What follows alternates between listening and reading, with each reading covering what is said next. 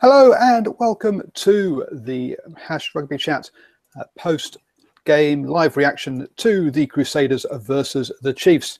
The Crusaders have just cruised through against the Chiefs with a, what was it now, 27-13 win, and the gap was bigger than that really if you think that the only try from the Chiefs came late on. It was always looked like there were a couple of scores between them towards, especially through the second half. Joining me to review the game and to chew over the fat and what it means for the final, I have with me all the way from the South Island, whether he'll have switched his allegiance from the Highlanders to the Crusaders, we'll see. But hello, Will, how are you doing? Well, well, no, Steve. Oh, dear me. I was talking to you there for a second. I'm good, thanks. Dear. I'll remember that for another day. Thanks for having me anyway. See, professional all the way through from the start. Oh, dear. Anyway, and from Hamilton, a very much dejected man is Mike. How are you doing, sir? Yeah, mate, been better, but good to be here on the show, and let's crack into it. So, as you say, let's crack into it. So in the first half, and actually probably a story for most of the game, the Chiefs had the territory, had the possession, were up front. We had all both of those things. So what was it really that stopped them from breaking through, or where were they lacking? Jeez, it was just defense for the Crusaders. It's just the defense was just too good throughout the whole match. Pretty much, it was too good. The Chiefs, you said, they had everything. They had all the ball, they had all the territory, they had all the chances. They just couldn't put them away. They were just finishing at the utter finish was just lacking. And I just put it down to the Crusaders' defense. The forward pack was just too good on the day. When it come to the crunch, when it really mattered, on your own line, death point, they put it away. Yeah, fantastic defense from the Crusaders. Championship winning defense, really. But I think the difference between the two teams was the Crusaders' ability when they got into that 22 to really score the tries, and you know, you got to score tries, don't you, to win games. And the Chiefs did everything but really tonight. I know they got the try at the end, but for that time the game was gone, and probably panicked a wee bit when the situations were on in that first half. So yeah, I think and if we look at this, look at some of the stats. I was going to pull up the wrong page. The Chiefs gave up 16 turnovers, but when they've had 67% of the possession, that's not such a bad thing. That's not necessarily a damning thing. And the Crusaders gave up 9 turnovers for their measly 33% possession. So, so probably comparable. But yeah, for me, it felt like the Chiefs lacked composure. They were they would go through phases and then think, okay, I can't see how there's a gap, so I'm going to throw a pass and try a miracle pass or try a 50-50 ball, and those just weren't coming off tonight. And the one that springs to mind is Sam Cane throwing it into Brown when he's not expecting it, just bounced straight off his chest, and that relieved pressure after 13 phases. But there were plenty of others, and when we get through to talking about the tries, we'll see some of that as well. The other thing for me, I saw some question marks. Were the Chiefs afraid of taking on the Crusaders up front, do you think? Yeah, I think they were. During the week at training, you saw a lot of similarities to what was on the field tonight. A lot of forwards in the back line, which I thought was a mistake. Yeah, Aaron Cruden was really, really good tonight. As you say, lots of forwards in the back line. But also lineouts. I mean, can you remember a driving maul from the Chiefs in that game? No. So to me, you could see that the Crusaders weren't committing players to the ruck, and so you had a lot of players. So they knew this was fan outs, and they weren't doing that pick and go like we saw the All Blacks do, say, against the Lions in the first game. as well. So to me, I think those are two big things. The Chiefs were making errors, not having the composure, and two, not taking them up front. I think there's a third thing though for me also. Do the Chiefs lack that big ball crashing back? To me, to get over that game line. Yeah, they did. They did. I think the likes of, apart from Cruden, didn't really think any of the backs had a good game. James Lowe was all right. Damian McKenzie was good, but a wee bit too eager at times. But just getting back to the forwards, that they should have taken on that contest, and the fact that they didn't is really surprising, and I think that they'll seriously regret that. But the Crusaders also did a really good job at slowing down that ball as well, which I think really hindered the Chiefs' mindset probably more than anything else. I think the Chiefs, that's why they're trying to get back to Tamani Vali. Well, we're trying to get back to Tamani Vali because that's what they lack in their midfield. But I think they just had not the wrong game plan, just the wrong idea of what they were trying to do. It was just like they were like, give it to McKenzie and hope he does something magic because that's what he does. And then Cruden started to play all right, and they thought, oh, wow, we'll jump on this horse and we'll give it to Cruden and hope he does something magic as well. That really seemed like all they tried to do, and when that fell apart, it's like, oh, we'll just kick it away and hope they make a mistake. And they just seem to be a bit desperate for someone to do the unimaginable sort of magic sort of play. Yeah, Cruden and McKenzie were interchanging quite nicely, but there was always a second line of Crusaders defence to catch them. You say when you add James Lowe, you add Nanai Williams, if you're bringing Donald off the bench, none of those guys are really of any size. Then you've got Anton Leonard-Brown, who is more of a hands guy that definitely not a really bash ball guy. He's a bit bigger, and then Charlie Nartai, also with his concussion issues, he's not really putting his head down and charging in anymore, is he? Let's be honest. So I think that was also another thing. But let's move on and let's talk about the victors then. I must admit, in the end, they made 100. They missed 29 tackles in total, trying to make 172 tackles. But that didn't matter in the end.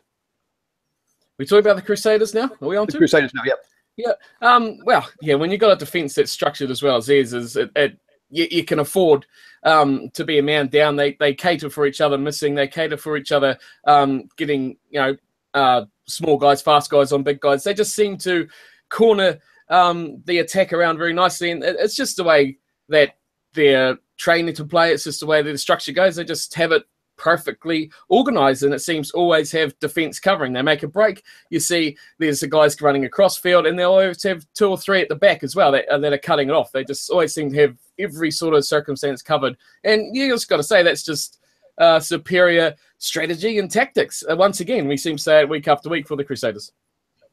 Yeah, definitely superior, especially defensively. I don't follow the Crusaders nearly as much as closely, as I do the Chiefs, but I just wonder with this Chiefs forward pack whether there's been a wee bit too much. I know there's been injuries, but if there's just a wee bit too much rotation going on here, and they just don't look set defensively, and I think the Crusaders just class outfit really in comparison tonight. Oh, they were definitely. And I was just going to take a comment from the sideline. Anton May says Crusaders' defense was okay. Their ability to scramble was what saved them. The Chiefs broke the line at will at times. They did. I mean, we had those 29 missed tackles, but only 4 clean breaks, which shows you how well they were scrambling, how well there was somebody else there available to cover the break. So it was never a clean break, or it was very rarely a clean break, and that happened. We had 2 disallowed tries, and I guess the TMO is one of the talking points in this. The first one was Charlie Nartai's try, which was ruled a knock-on. In real time, all pretty nicely, I'd thought.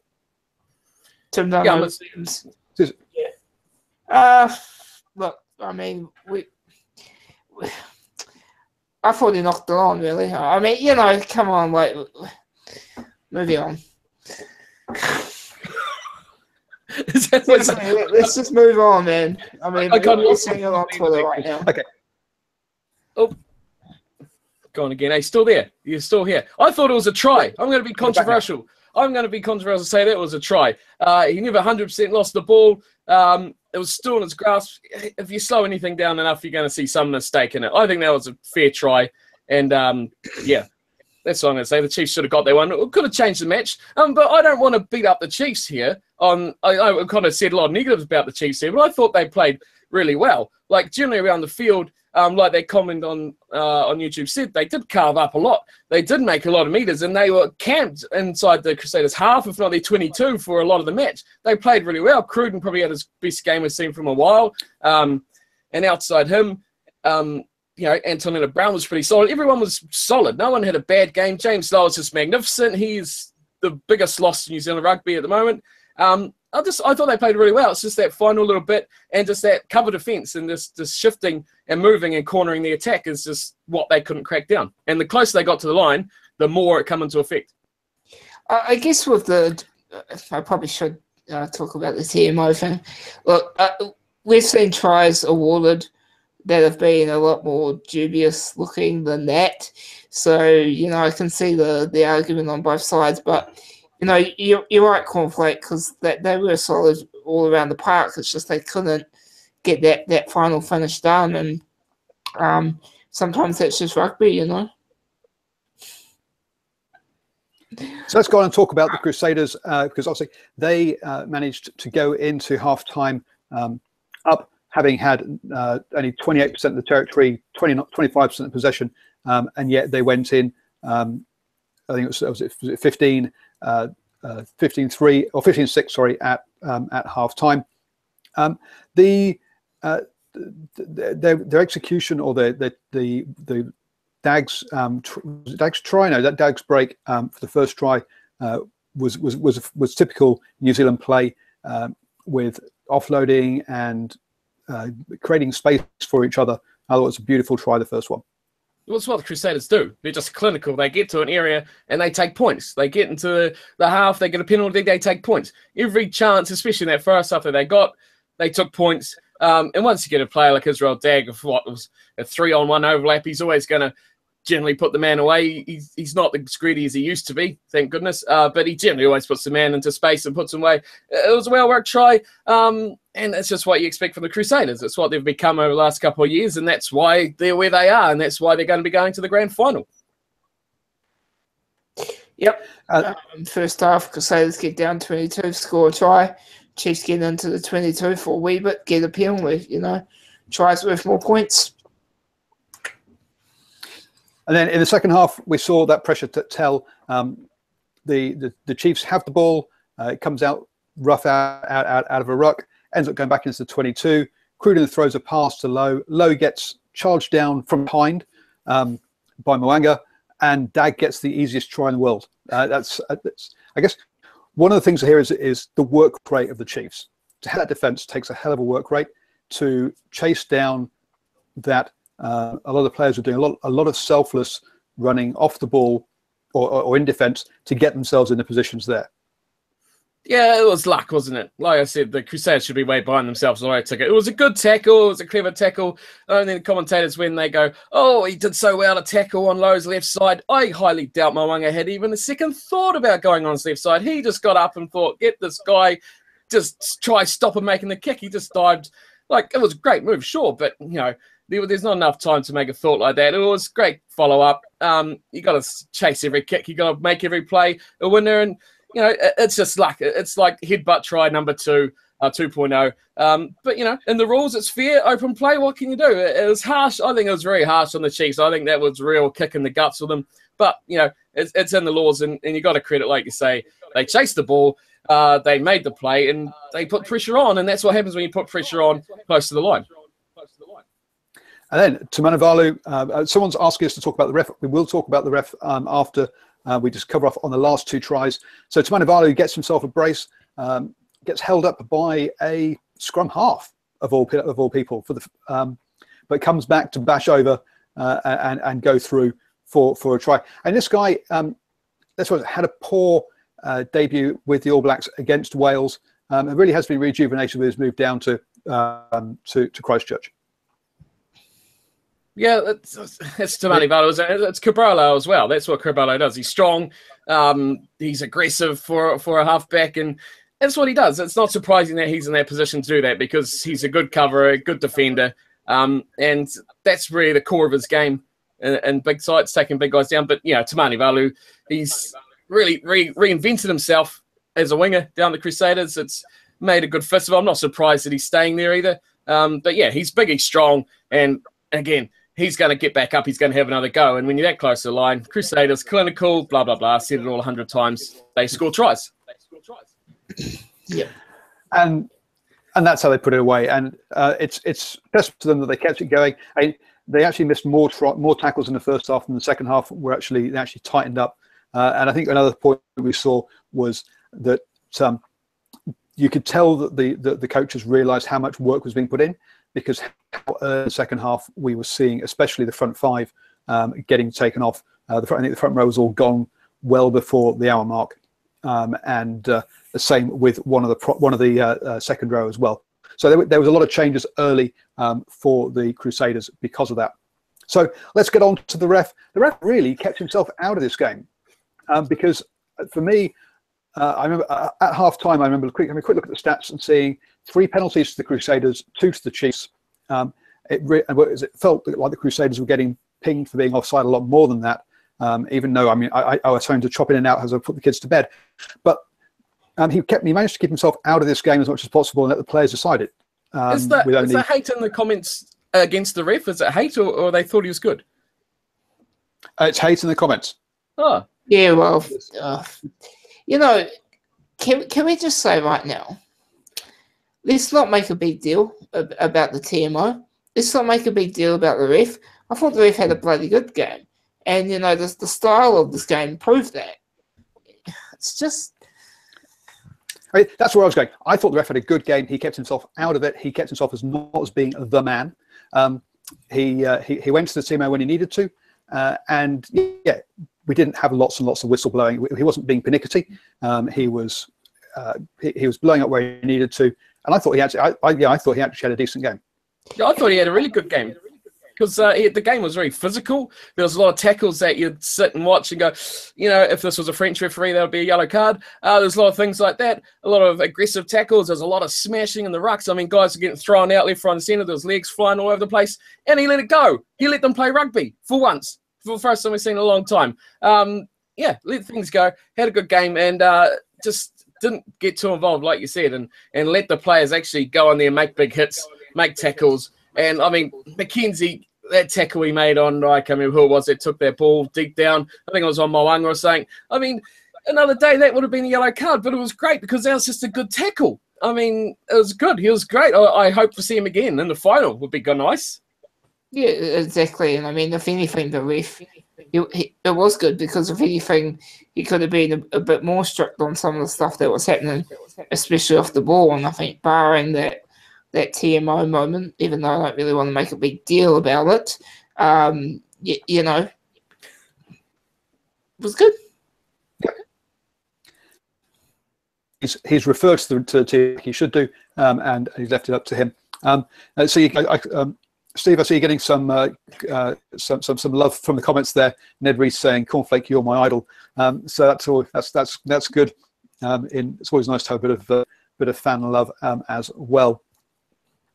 So because this game really was pretty much the same sort of story throughout the most of it, there wasn't much of a we didn't have wasn't a game of 2 halves and all that kind of stuff. I think I've covered off on most of the stuff that I wanted to talk about in this game. Any comments from you guys? Yeah, I think barring, I thought Aaron Cruden was really good tonight, but what we saw is another example of this Chiefs side that doesn't have a lot of leadership and a lot of calmness on the field. That they just didn't handle certain situations the way that they would have liked to. But The Crusaders, I think, are going to win this title, and I'd back them even if they had to go to Joburg, because they're just something else this year, and it really reminds me of that team in the mid 2000s. You know, everything's going their way, but everything is going their way because they're putting themselves in positions to do that, and they're just so clinical inside that 22, especially tonight. Yeah, I thought the Crusaders played... Oh, sorry. There you go. I was going to say that if you've got any final comments about that game, otherwise we're going to look forward to the to next week.